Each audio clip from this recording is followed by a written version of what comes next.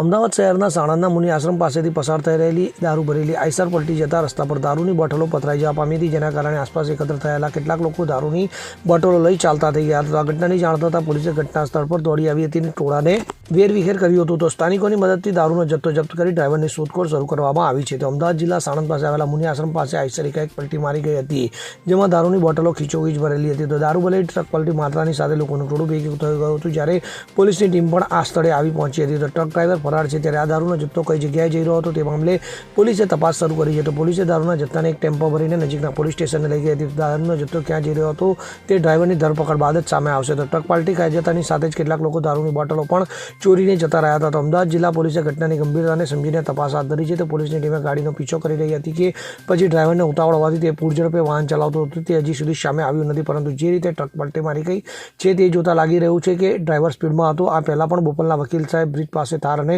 Fortuner car વચ્ચે અકસ્માત થયો હતો, જેમાં દારૂની હેરફેરનો ભાંડો ફૂટ્યો હતો. Bureau report CN24 news. હવે જુઓ દેશ દુનિયાની તમામ ખબરો તમારી આંગળીના ટેરવે. ઉઠાવો મોબાઈલ અને ગૂગલ પ્લે સ્ટોર પરથી ડાઉનલોડ કરો અમારી CN24 ન્યૂઝ મોબાઈલ એપ.